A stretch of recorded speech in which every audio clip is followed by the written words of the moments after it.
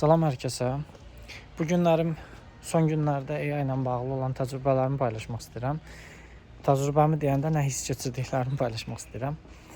Bizim işdə məcbur eləyirlər hamını ki, AI istifadə etmək lazımdır. Bu IT şöbəsindən olanlar təbii ki, başdan istifadə edirik.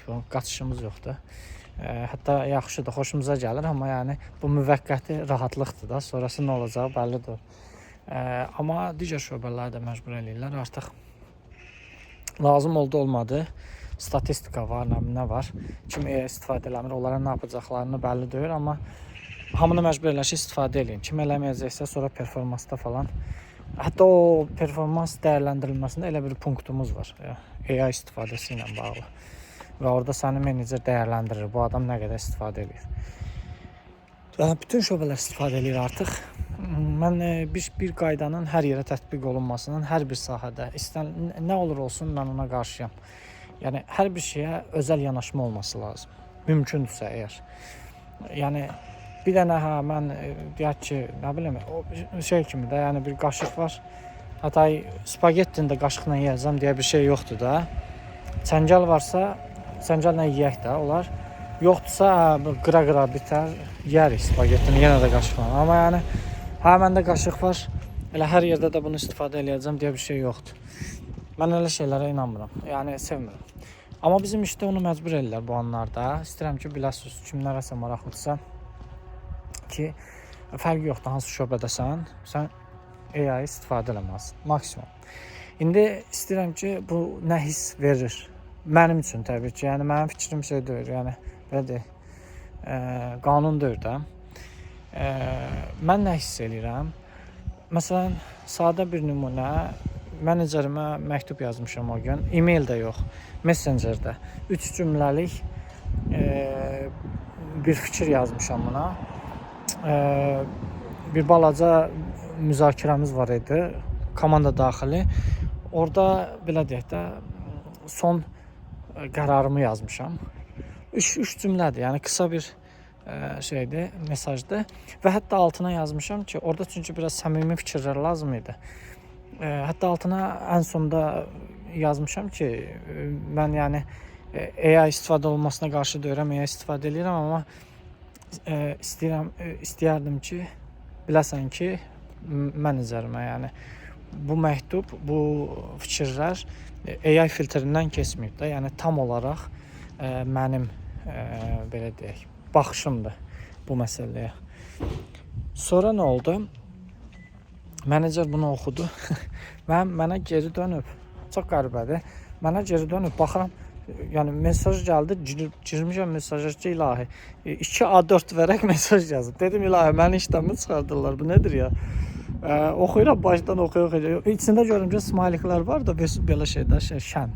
Dedim ki, yox, bu pis bir şey olamaz. Yox, gedim bir çay götürüm, bunu yavaş-yavaş oxuyum özüm üçün. Aydındır ki, bunu insan yazmayıb kesin ya. Çünki orada müzakirə etdiyimiz şeyə onun bir cümlə, maksimum 2 cümlə yazması yetərli idi. Baxıram mesaja, oxuyuram. Yəni çevir tatı, vur tatı deyirlər. Ondandır da, yəni əslində 2 cümləyə sığdıra biləcəyi şeyi 2 A4 vərəq yazıb göndərib mənə. Fırlayır da belə Mustafa deməkdənsə, bir dənə deməkdənsə ki, mən səninlə razıyam, amma bu nöqtəni də belə dəyişsək daha yaxşı olar. Fikrini yazmaqdansa orada mənə hekayə yazıb, ədəbiyyat açıb. Altında ən axırda da yazıb ki, mən amma AI istifadə edib yazmışam. Çünki deyir, şirkət deyir, bizdən tələb edir ki, AI istifadə etməliyik. Qəribə deyil, mən məsələn orada özü bir fikri olub təbii ki, mən elə fikirləşirəm, yəni onun diskusiya açmadım onunla. Amma yəni elə fikirləşirəm ki, onun bir fikri olub, 2 cümləlik, 1 cümləlik. Yazıb bunu ChatGPT-yə, nə bilim hansına soruşub, deyib yəqin ki, mənim bir işçim var, bizim belə bir müzakirə obyektimiz var. Bir saat orada izah edib ChatGPT-yə konteksti. Ondan sonra o özünün 2 cümləsini ora soxub, sonra deyib ki, bunu o adama yumuşaq formada necə yaza bilərəm, yəqin, bilmirəm nə deyib. Və ChatGPT də buna yumuşaq olsun deyə 2 vərəqə yerləşdirib bunu. Yəni belə bir təcrübə yaşadım. Sonra nə oldu? Məsələn, bu gün niyə bu videonu çəkirəm? Bu günlərim zadaniya deyirlər. Bu tapşırıq, Jirada tapşırıqlar var. Həmişə girirdik, məsələn, bir cümlə, iki cümlə, üç cümlə, beş cümlə, hər nəsə yazılırdı insan dili ilə.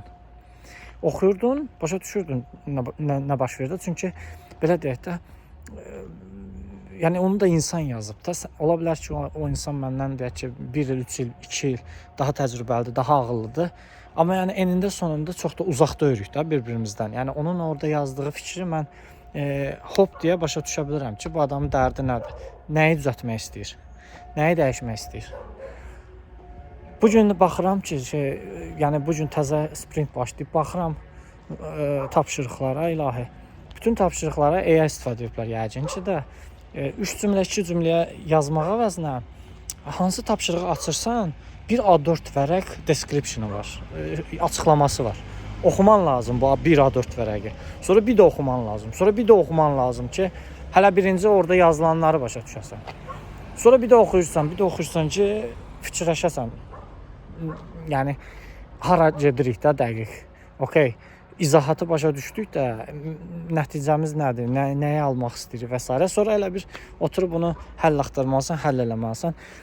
Bunu da aydındır ki, AI nə yazıb da, aydın oxunanda zaten bəlli olur. Yəni çox elə bil qüsursuz orada. Necə ki, qadınlar vaxt var idi. İndi kişilər də eləyir, bəlkə də eləmir, bilmirəm, amma qadınlar vaxt var idi. Yəni belə sadə özlərinə bir balaca əl gəzdirirdilər, bir balaca kosmetika falan. Həyat belə davam eləyirdi də. Yəni qüsurlar var idi orada. Məsələn, görün ki, dişi biraz əyridir, gözü biraz belədir, nə bilim, kipriyi biraz belədir və o qüsurların özünün öz şirinliyi var idi, yox idi. Həriyə görə dəyişirdi də.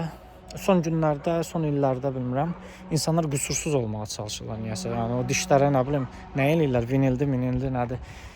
Ağappaq, ilahi o nədir ya? İticidir. Yəni kimlərəsə bəlkə də xoşuna gəlir, bilmirəm, amma yəni o sonra da aşk falan axtarırlar ya, aşiq olmaq zat, bunlardan şikayətlər gəlir. Amma şeyə baxan yoxdur. Məsələnin əsas kökünə baxan yoxdur mənə gəlir ki. Yəni sən bütün qüsurları ləğv eləməklə sənə bir insanın aşiq olmasını necə gözləyə bilərsən? Bütün qadınlar əgər bir-birinə oxşuyursa, ki, hamının nə bilim dodağı belə olsun, kipriyi belə olsun, yanağı belə olsun və s. Bunlar hamısı bir-birinə plus minus oxşuyursa, ya bir insan sənə nətər aşiq ola bilər? Aşiq olması üçün səndə nəsə bir unik bir şey olmalı. Səndə bir qüsur olması lazım. Səndə bir fərqlilik olması lazım. Hamısı elə bir şey standarta soxulur da. İndi onlardan qurtardıq insanların artıq fikrini standarta soxurlar sanki. Bu AI filtrindən keçirtmək, yəni lazımsız yerə, nəyə lazımdır başa düşmürəm də. Yəni bəllidir də, görürsən ki, bütün Jiralarda bir standart var. Sanki bir robot yazıb bunu gətirib qoyub qabağıma. Bir də robotun belə deyək, təcrübəsi, biliyi məndən daha çoxdur. Yəni mən o robotun istədiyini başa düşmək mənim üçün o qədər asan deyil. Nəinki mənim yəni o menecerim, product ownerim onu yazsaydı öz dilində, insan dilində, adam balası kimi, mən onu daha tez başa düşürdüm, daha tez reaksiya verirdim və yaxud da daha feedbackim var isə daha tez verirdim, sualım var isə daha tez verirdim. İndi robotdan dolayı mən yəni yarım gün orada Jiranı başa düşməyə çalışmışam mən. Bunun dərdi nədir? O qədər qüsursuz yazılıb ki, yəni o deyirlər, pambıqla baş kəsmək deyirlər. Orada pambıqla baş kəsir. O qədər qüsursuzdur ki, sən artıq dərk eləmirsən ki, nə edəcəksən də? Yəni sual yeri qalmır. Hər şey yazılıb sanki. Sual odur ki, okey ya, var bu. Mən nə qədər qüsursuz bunu həyata keçirdə bilərəm. Yəni bilmirəm, fikrimi izah edə bilirəm yoxsa yox.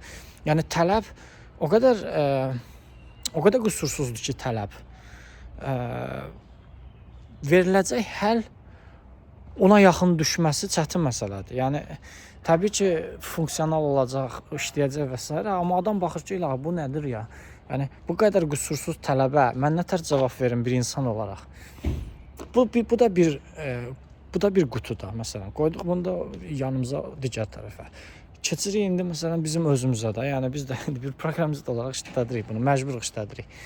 İndi problem nədir? Məsələn mən keçən videoda demişdim, mən testləri yazdırıram, o da demirəm super eləyirəm. Amma yəni istəyirlər belə eləmək, mən də eləyirəm. Okay, yaxşı tez yazıram. Yəni bir gün oturub test yazmaq əvəzinə yarım saatın içində testlər qurtarır. Artıq kodu göndəririk baxışa da. Baxıram məsələn test yazılır orada. Məsələn testi yazdırıram, məsələn sonra girirəm ki, özüm bir baxmalıyam da görüm ay neçəsidir. Girirsən baxırsan 16 ildir kod yazıram. Mən tələbə vaxtında yazdıqlarımı heç saymıram da. Yəni əsgərlikdən sonra 16 ildir kod yazıram. 16 ildir kod yazıram. Orada baxıram ki, məsələn super yazıb. Yəni mənim bir sözüm yoxdur. Sadəcə qüsursuzdur da. Baxırsan elə şeylər istifadə edir orada ki, mən dünyasında oralara girməzdim. Yəni sadədən yazardım, cover eləyir testləri, o funksionallığı, okey, sağ ol. Amma yəni adam orada baxırsan balaca hər şeyə, demək olar 100% covers var. Və ona görə də şirkət məsələn 90%lik örtük tələb edir də. Yəni yazdığımız koda 90%-i testlərlə yoxlanılmalıdır kod olaraq. Keçmişdə mənim yadıma gəlir ki, hansısa şirkət 90%lik tələb qoyanda orada böyük bir tartışma başladırdılar ki, okey 90% qoyuruq da, amma yəni bu da cənnət deyil də. Çünki okey kimlərsə bunu developer bunu yazmaq üçün vaxt sərf eləyir. Sonra bunu support eləmək üçün vaxt sərf eləyir. Ona görə məsələn tartışırdılar. Məsələn 75% mi olsun, 80% mi olsun? Mən 90 olan şirkətdə də işləmişəm. Cisco-da olmuşdum, orada 90 idi. Amma yəni o bir şey idi. Yəni hər gələn işçi orada bir şüvən qalxızırdı ki, 90-dır. Mən bir gündə sərf eləməliyəm ki, test yazım. İndi AI yazır deyə 90-ı qoyublar, oturublar. Amma açırsan koda baxırsan ki, ilahi yaxşı, sabah AI olmadı. Sabah nə bilim şirkət baxdı ki, məsələn o tokenlərə ödənən pul sərf eləmir. Nə bilim nəsə oldu da. Bu AI ilə qırıldı münasibətlər. Nə bilim nəsə bir şeylər oldu. AI artıq alınmır tutaq ki, yəni bu qədər intensiv istifadə eləmək, bu insan əməyi lazımdır. Yaxşı, onda biz bunu nə tər support eləyəcəyik? Mən baxıram belə düzdür, yəni o biliyə gəlib sahib olacağıq, araşdıracağıq, eləyəcəyik. Sadəcə baxırsan ki, yəni orada o qədər qüsursuzdur ki o yazılım. Düzdür, çox şeyi deyirəm də, yəni buradan belə götürür. Baxırsan ki, bunu 2 sətrə yazmaq olardı, burada 32 sətr kod yazıb. Amma ki, digər ki, kod çoxdur da, yəni çox yazılıb da, yəni çox kod var ortada, stolun üstündə. Sonra məsələn deyək ki, dediyim kimi bu AI olmasa, biz bunu nə tər support eləyəcəyik, bunu başa düşmürəm. Yəni ki, AI daha ağıllı olaraq gətirir orada, daha ağıllı şeylər yazmağa çalışır, daha çox yazır. Amma biz ona öyrəşməmişik. Yəni bir insan olaraq mənə onu support eləmək rahat deyil. Hətta production kodları da başlamışam buna yazdırmağa. Çünki yəni görürsən ki, şirkət deyir ki, elə deyir, eləyirəm. Amma ki yazır, sonra baxırsan ki, okey, bunu 2 klasa yerləşdirmək olardı da, yəni orada 12 dənə klas yaradıb. Nə qədər kod yazıb. AI üçün onu rahatdır elə bəlkə də eləmək. Bilmirəm, yəni mən o AI-ın belə deyək şeyini bilmirəm.